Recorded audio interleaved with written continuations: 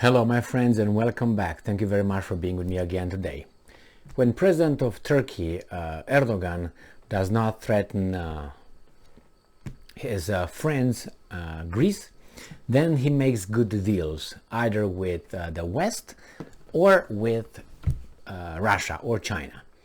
Now it seems like he is going to make some good friends with actually Serbia. Very, very strange. This article comes from The Hill and from September 7th, and this is the title. Not necessarily about that, but Turkey's president warns West. Russia is not a country that can be underestimated. Okay, Turkish President Erdogan on Wednesday criticized the West for its provocation-based policy towards Russia. Is this independent? What's going on with this guy? And I'm quoting, "I say to those who underestimate Russia, you are doing it wrong. Russia is not a country that can be underestimated," end quote. Erdogan said at a press conference in Belgrade, Serbia. So he landed in Serbia, in Belgrade, per translation in the news outlet Anadolu agency. What? So he's in Belgrade. Doing what? Making sure that the Muslim population in Serbia is doing okay? I think so. And I'm quoting again. "I can clearly say that I do not find the attitude of the West towards Russia right. Because there is a West that follows a policy based on provocation," he added. The Turkish president noted that he doesn't see an end in sight to the Russia-Ukraine conflict, which has now waged on for more than half a year. I just made a video with Mark Milley, the chairman of the U.S. Joint Chief of Staff. Whew, take my breath away, all this. Anyway, so he made a claim, Milley, that the Russian strategic objectives in Ukraine were defeated, but the war is not lost yet by the Russians, or won by the Ukrainians. So I don't know what he's talking about. Here we have Mr. Erdogan saying, "Hey, you should not underestimate Russia." All right, well, and no end in sight. Erdogan maintained Wednesday that the country is following a, quote-unquote, balanced foreign policy between Russia and Ukraine, end quote, according to video and translation from TRT World. Earlier this year, Turkey resisted NATO membership bids from Finland and Sweden, a unity move for the alliance in response to the Russian invasion of Ukraine. Turkey also worked with Putin to facilitate exports through the blockaded Black Sea. The government of Greece recently asked NATO and European Union and the United Nations to formally condemn. The government of Greece, that's the problem that we got right now. Yesterday, asked NATO and European Union and United Nations to formally condemn aggressive rhetoric from Turkey as tensions between the neighboring countries heighten. Well, give them the islands and they will come down. Well, right, Erdogan said we're gonna come by night, one night, and we're gonna steal all your cherries from your cherry tree. Yeah, well, so he's making some claims. Yeah, Russia should not be underestimated. That's true. But what I found here striking is that he warns and tells the West, because the West follows a policy based on provocation. Now, you can translate that in a very clear thing. These are the instigators.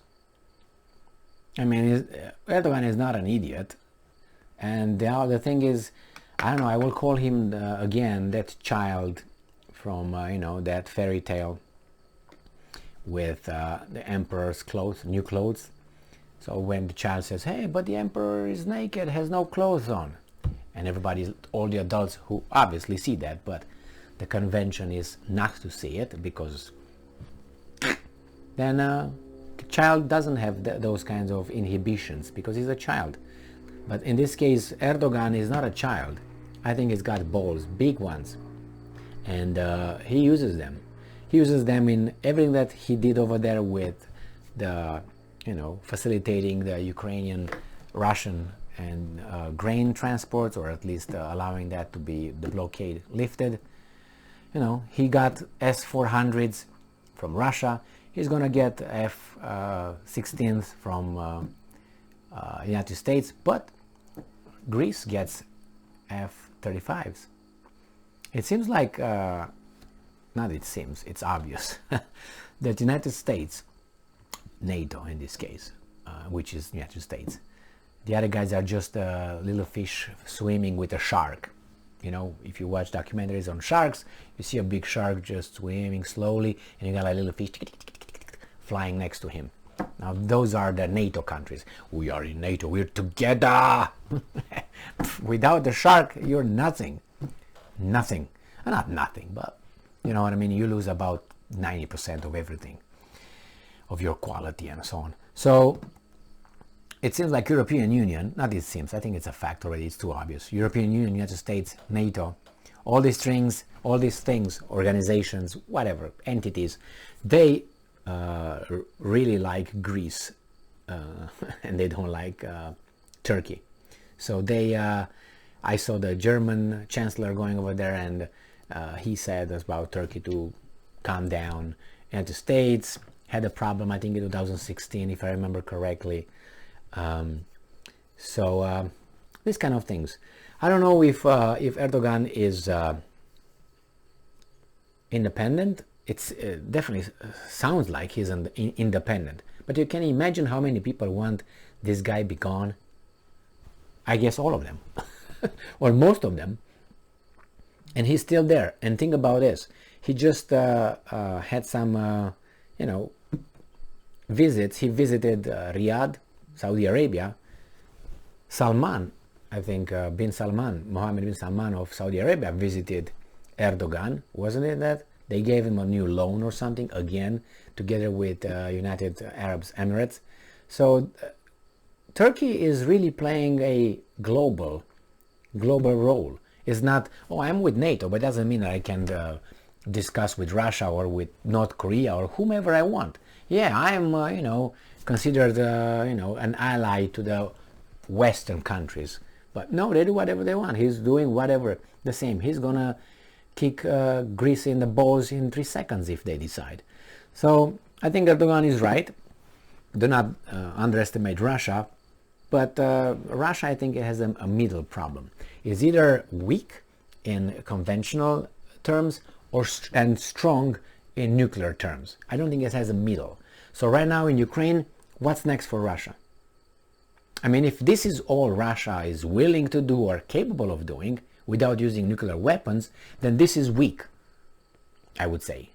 Even though you say, well, come on, 6 months fighting against Ukraine with the help of the Westerns, however you want to take it, that's not strong, to me at least. And I think that the Russians as well. I mean, in 2 or 3 months, the front was nothing over there, just spitting at one another from across Donetsk river or something. It's just, I don't know, or nuclear weapons, which it has 11,000 or something. Pff, who cares? You're not going to use them unless, So the middle thing, it seems to miss. They either don't use it, they want to prolong it until the West cracks because of the sanctions they impose on themselves, or I have no idea.